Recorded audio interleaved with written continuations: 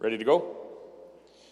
Well, good morning, everyone. I'm joined here today by our candidate for Weyburn Big Muddy, our Saskatchewan Party candidate, Dustin Duncan, as well as our candidate for the constituency of Humboldt, Donna Harpower.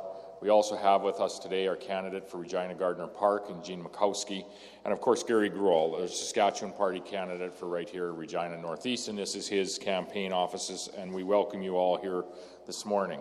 The Saskatchewan Party's top priority is to build a strong Saskatchewan by ensuring a strong economic recovery post the COVID-19 pandemic. That recovery is now underway. It began back in May when we began reopening our economy here in Saskatchewan. Thousands of people have now returned to work. Businesses across this province are creating new jobs, and Saskatchewan now has the lowest unemployment rate in the nation of Canada. We want to continue that economic momentum.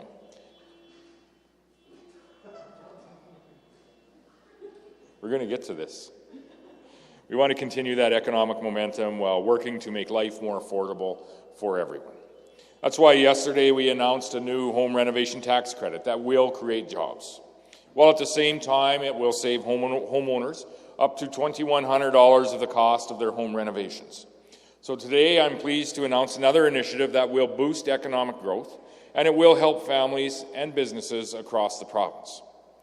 If the Saskatchewan Party has the privilege of forming government once again, we will provide a one-year 10% rebate on electricity charges for all SaskPower customers. We're going to give everyone a break on their power bill to drive Saskatchewan's recovery and to make life more affordable for Saskatchewan families. This is a 10% rebate, and it will apply to everyone. Residential customers, farm customers, industry, business, and institutions such as schools, hospitals, universities, and skating rinks. The rebate will be applied automatically to all SaskPower bills for 12 months, beginning this December. The average residential customer will save over $215 over the course of the year. The typical farm customer would save about $845. The City of Saskatoon, as well as the City of Swift Current, they operate their own electrical utilities. They buy electricity from SaskPower and then they sell it to their residents. SaskPower will provide the 10% rebate to the two utilities so that they can pass it on to customers in both Saskatoon and Swift Current. The money people will save across this province can then be put back into our economy and into our economic recovery, providing a strong tailwind for that recovery in the months ahead. The rebate will cost about $262 million, and it will be the government that pays for the program through the General Revenue Fund, not SaskPower. There will be no impact to SaskPower's debt load. Let's not forget this, that during a pandemic, the Trudeau government is taking money out of Saskatchewan families' pockets by imposing a costly and ineffective carbon tax on Saskatchewan residents. This increases your SaskPower bills, and they are actually increasing that carbon tax from $30 to $40 on January the 1st. So our federal government in this nation is actually increasing taxes right in the middle of a global pandemic.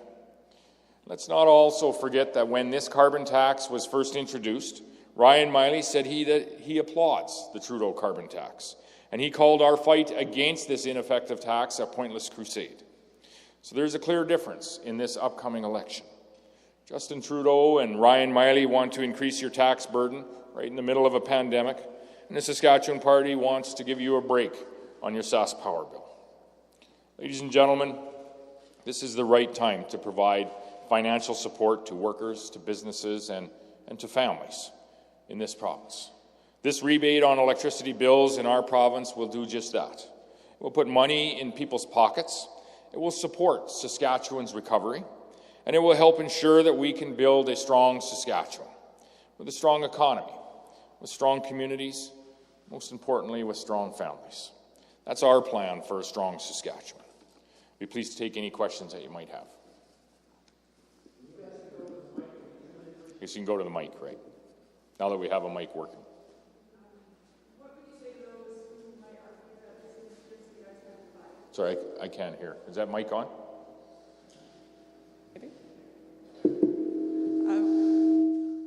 What would would you say to the criticism that this is just you guys trying to buy votes? This is an opportunity, I think, for us to put forward and really to put money into Saskatchewan families' pockets. Ultimately, everyone in this province pays a power bill, and this is a very equitable way to ensure that we are not only providing that opportunity for those dollars to go back into our economy and foster the economic recovery that we are working towards here in Saskatchewan, across Canada, and around the globe, but it also speaks to the affordability for our Saskatchewan families, reducing the dollars that they have to pay for their power bill.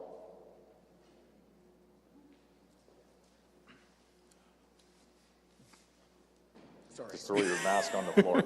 Just before the campaign started, Ryan Miley also made an affordability promise regarding SGI rebates, and your side criticized that as being reckless, saying that it would drive up the deficit.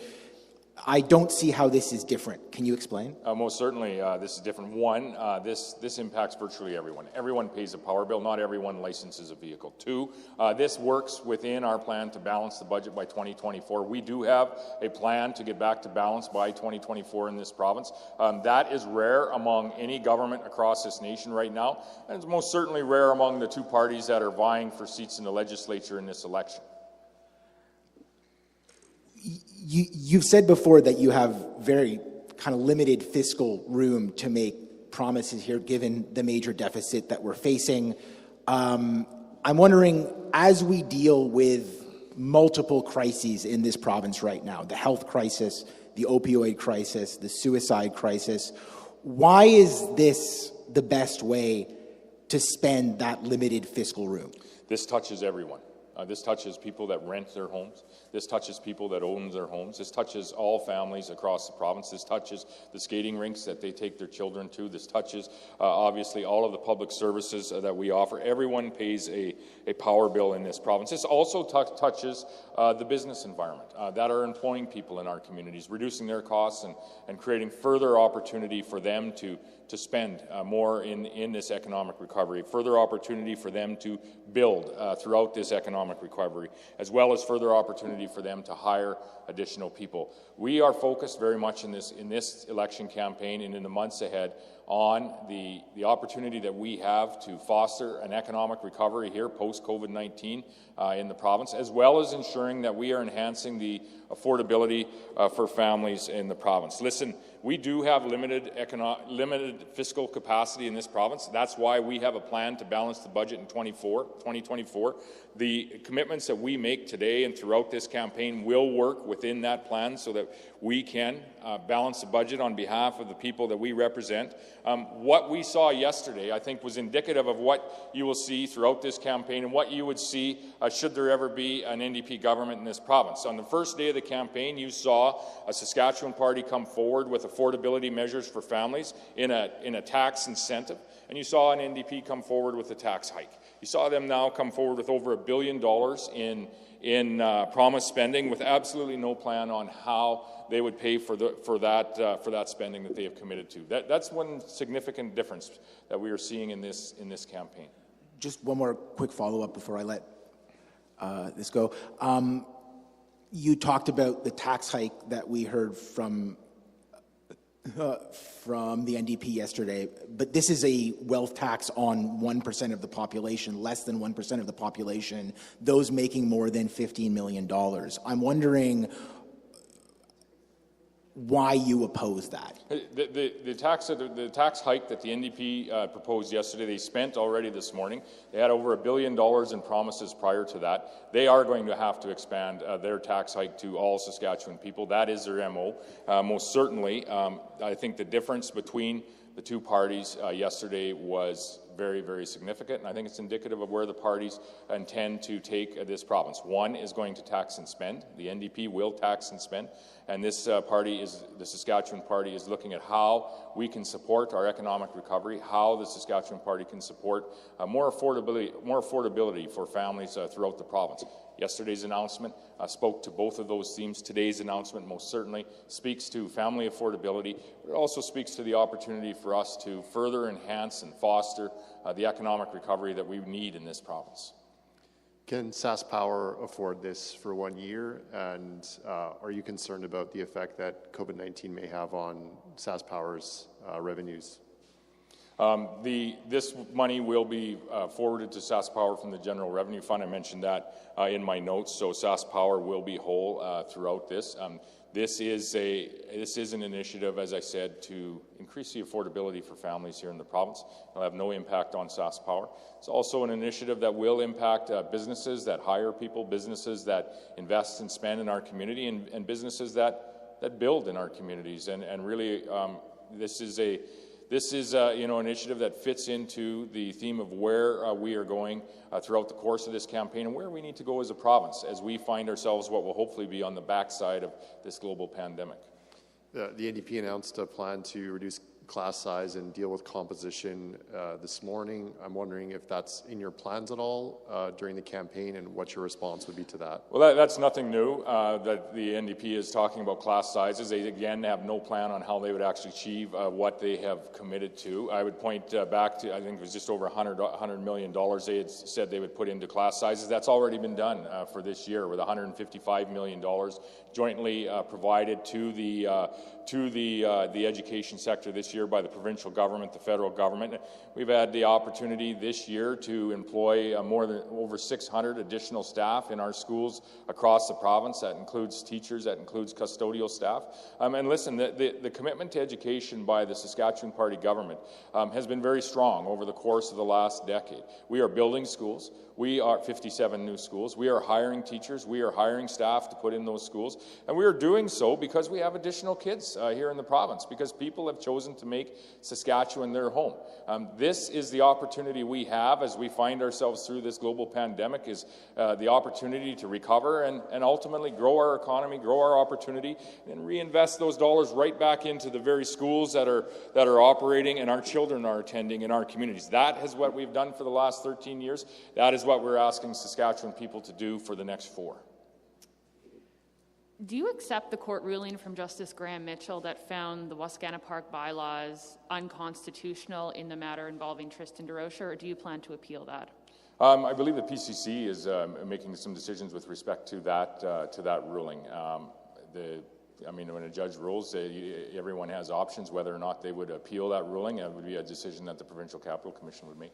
But you were the Premier and you're running to be the Premier again, so what is your position on that? Do you agree with Justice Mitchell's ruling, and do you plan to direct or want to see new bylaws written to accommodate for those kind of ceremonies and those kind of protests? The ruling that I had read was to relook at some of the bylaws in the province to ensure that they are, accommodating for all in the province, and I think that's a fair comment to make, and that's something that if we form government again, I don't think we would shy away from looking at the bylaws throughout the park.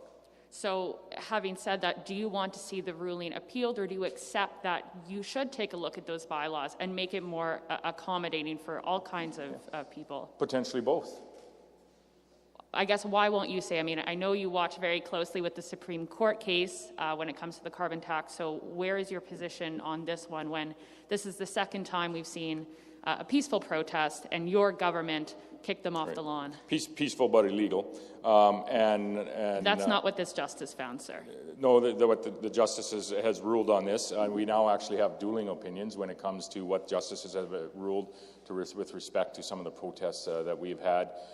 As you say, peaceful, but one judge viewed them as being illegal, one judge viewed them as being not illegal. So the PCC will be looking at that. I'm sure they'll be consulting with justice. But it's very possible that there may be an appeal that would come to that particular opinion, judge's opinion, ruling, given there are some dueling opinions there. So, I won't speak to what that is right now, but it's also very possible that a government post October the 26th, whoever that may be, if it was the Saskatchewan Party, that we may have a look at our bylaws as well. It's never a bad time to look at updating bylaws, such as the bylaws within the park of the PCC. You compare this to the Supreme Court case that we fought last week, I suppose, against the federal government in the Supreme Court of Canada over the federally imposed carbon tax.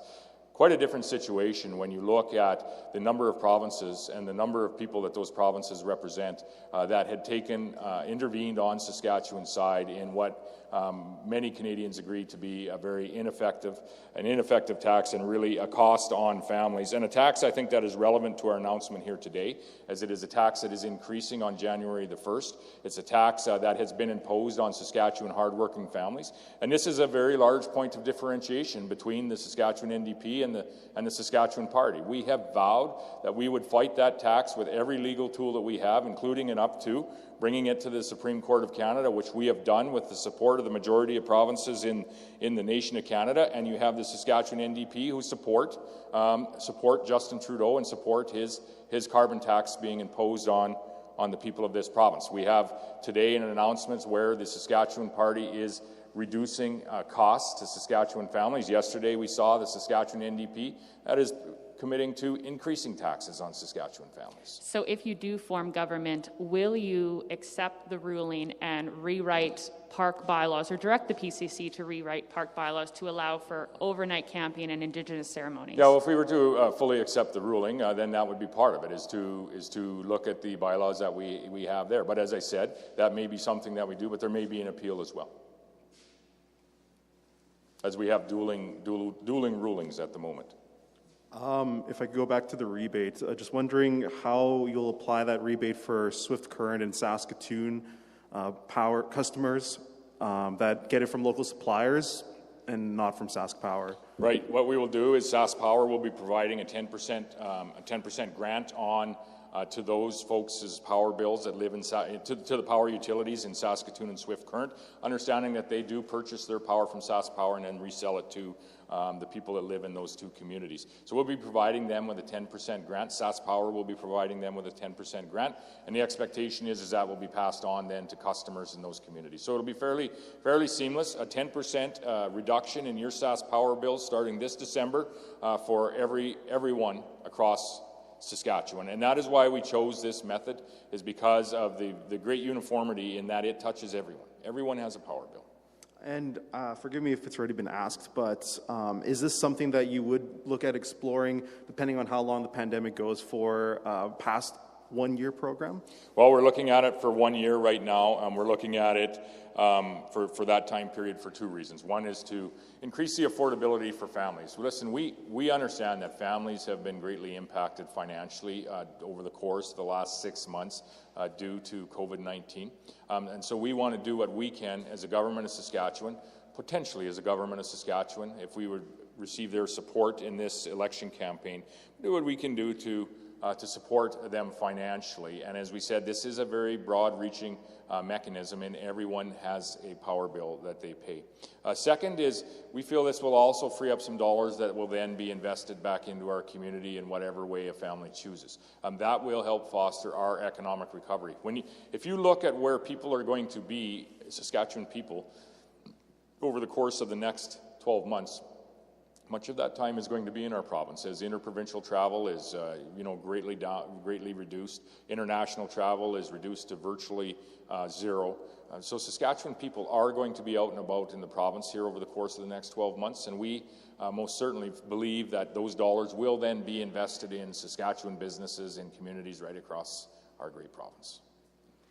I know you touched on it in the release, but could you elaborate a little bit as to how it will work for net metering customers? Do you want to answer that, Dustin? Yeah, basically, so net metering customers, when they do use electricity from the grid, basically on their bill it will show that they pay the same rate for power in terms of that energy charge, and so the rate for that energy charge would be reduced by 10%. So if there were months where they were creating a surplus of power, then that discount would be applied to subsequent months as on the whole for 12-month period? So what happens is, if in the event that somebody does create more power that they can carry over, that carries over as a credit, but you still will pay as a part of, because you will be using electricity in the nighttime, days like today where there isn't really a lot of sunshine here in southern Saskatchewan. So that rate that you're charged for your power, just like everybody else, it still applies to every bill. It just depends on how much power you're creating that offsets that bill that you do have. But on that actual rate that you're paying, just like everybody else, that rate will be reduced by 10%. And when we look back to the decision, I don't know who's best to answer this question, but when we look back to when the net metering program had to be capped because of some more uptake than expected and some of the financial implications around that, can you differentiate for people who may think, well, how come you didn't have money for that, but you have money for this, and how do those two decisions, both related to SaskPower, relate to one another? I would just say first, if you are a net metering customer, the 10% incentive will be on your usage, not on the offsetting producing power that you have. So this, I think, speaks to the fairness of the program and how equitable it is, in that it touches, all families. It touches everyone in this province, as we all pay a power bill, which I think addresses the second question, equitability. What we are looking for is a response to the global pandemic here in Saskatchewan that will increase the affordability for all families, not just those that are participating in the net metering program. We want this to touch all families across the province, and there's no better way than to touch them through reducing their power bills here in the province, in particular at a time when we see a federal government supported by the Saskatchewan NDP imposing and increasing a carbon tax on those very same power bills. And I would urge Saskatchewan residents, post-December, if we were fortunate enough to form government in this province, to have a look at your Prime Minister Justin Trudeau carbon tax that will be on your bill versus the incentive that will be coming from the Saskatchewan Party government if we are able to form government on behalf of the people here in this province. Second to that is the economic stimulus. These dollars will be invested back in Saskatchewan businesses, in Saskatchewan communities right across the province, all 200 million plus of them. What would you say about people who criticize the cost of taking this issue of the carbon tax to court? I would say that this is absolutely necessary. You have a federal government that is moving into a provincial area of jurisdiction. You have a federal government that is moving forward with an ideological, not an effective policy, the policy of carbon taxation. It doesn't reduce emissions, it only reduces jobs. It should be challenged in every court possible in the land. Saskatchewan has led that challenge right to the Supreme Court of Canada. And I would just say this, it was supported by the majority of provinces. The majority of provinces intervened on Saskatchewan's behalf, and I would tell me that the majority of Canadians are not interested in a federally imposed carbon tax that doesn't reduce emissions, just reduces opportunity for that next generation.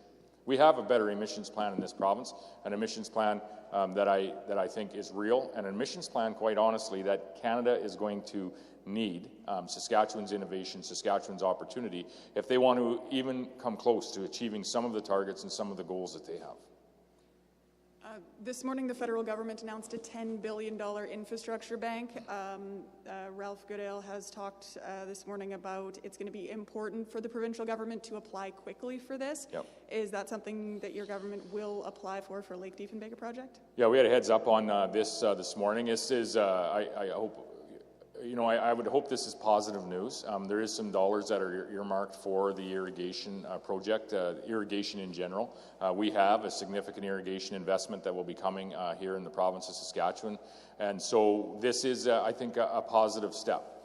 They have said that it would be an opportunity to apply for 50% funding for projects such as that. So we will be looking at the details of this very soon. I hope that it is an upfront and direct grant to the project, not a loan through the infrastructure bank. Saskatchewan doesn't need access to capital. What we need is actual support from the federal government. So that would be a very important question that we are asking the federal government right now. Is this an actual 50% grant towards the project, or is this a loan through the infrastructure bank for 50% of the project cost? So there's some unanswered questions with respect to the program, but I would say in general terms, this is a positive step for some of the investments that we are looking at here in the province.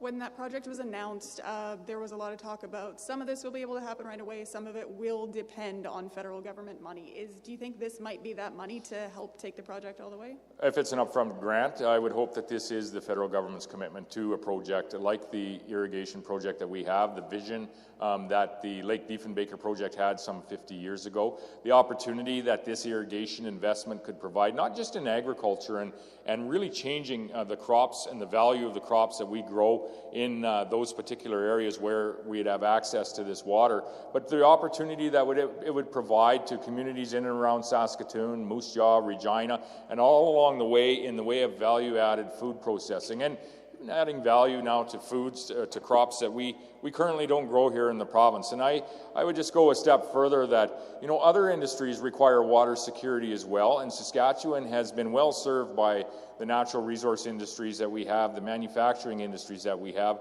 all of which require water security to invest, to provide jobs here in Regina, most evidently. The water that Everaz Steel uses, the water that our potash mines use, they need water security in order to you make the investments for future opportunities for our children's generation and beyond. So this is a very important project, not only for the agricultural opportunities that it brings, not only for the ag value added opportunities that it brings, but for the broader opportunities that we have to attract investment and create employment in communities right across this province. This is a very positive investment. I'm happy that the federal government has identified that it is a positive investment. We're hopeful that today's announcement is actual grant cash to the project, not access to an infrastructure bank loan. And those are some of the questions that we'll be asking. And if it is a program that is beneficial to moving this project along, we most certainly will be applying, and will be applying sooner rather than later.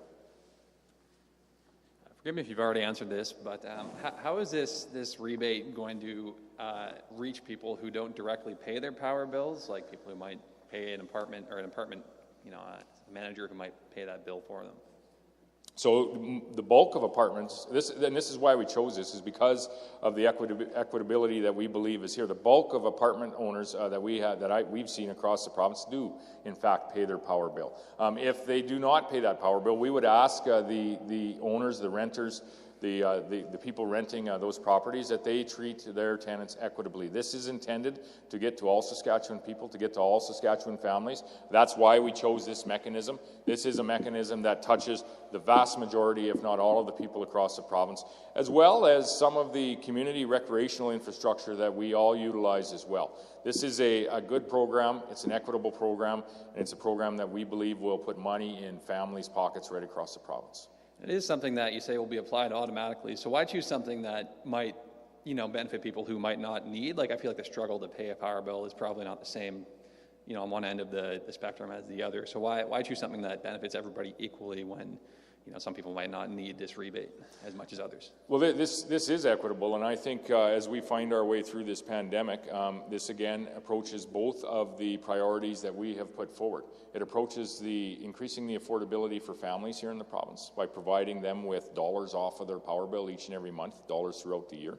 But it also, yes, is going to provide many of our recreational facilities with a lower power bill, which will be an opportunity to ensure that they are more viable throughout the year. Skating rinks, for example, where our kids are skating, but a number of recreational facilities that also have a power bill. And yes, there are businesses, retail and industrial businesses, that will have a break on their power bill, but these are the very economic engines of our communities, and these are the places where we go to work, and we want to do everything that we can to encourage those businesses and our families across the province to build. We want to encourage them to spend in their community, and we want to encourage those very businesses. We want to provide the opportunity where they can further hire people. We are very close to getting back to our pre-pandemic employment rates. We have the lowest unemployment rate in Canada. The recovery is starting here in Saskatchewan, and we want to do everything that we can to foster that recovery, to get our Saskatchewan people back to work, and get back to growing and achieving the targets that we had put out in the growth plan. I'm wondering why, if the goal is to just get money into people's hands in the simplest way possible, you chose to funnel taxpayer money through SaskPower. I mean, it's a complicated system. You need to assume that Saskatoon and Swift Current follow suit. Why not just send everybody checks? What we did, we felt this was the best way to provide dollars to families. You'll go back a number of elections in Alberta where what you had mentioned what did happen with the Ralph bucks. That wasn't a consideration. What the consideration here was how would we be able to provide this incentive to really create added affordability for families. But in the same way, those dollars are going to churn through our community. They are going to help us with our economic recovery. We understand that families have had some challenges, some financial challenges over the course of the last 6 months. But we must also remember that we are starting to recover in this province. We're very proud of the fact that we shut down less of Saskatchewan than any other province across the nation. 87% of people were able to continue working throughout our approach to the pandemic, and we are now leading the nation in getting our Saskatchewan families back to work. We can be very proud of that as a province. The reason that we have the opportunity to start that recovery and continue with that recovery is because of what we are doing to address this virus in the first place. So this is an added incentive for people in this province to increase the affordability of their families. I think this is very much along the same themes with the announcement that we had yesterday, where people will have the opportunity to do a home renovation and have a tax incentive there that as well will get people back to work in our community. We're very focused on increasing the affordability for families and enhancing the opportunity to continue with a strong economic recovery here in Saskatchewan. The only real, from the perspective of the ratepayer, the only difference I see between this and sending checks to everyone is that it operates as a subsidy for power usage. Aren't you just operating a reverse carbon tax that essentially makes it cheaper to use energy? A reverse carbon tax would be good. They should take away the carbon tax that is there, that is supported by Ryan Miley and Justin Trudeau, imposed by our Prime Minister Justin Trudeau. And I think this is again indicative to the difference between the Saskatchewan NDP and the Saskatchewan Party. You have a Saskatchewan NDP that supports higher power bills on Saskatchewan residents, and you today have a Saskatchewan Party that supports reducing those power bills.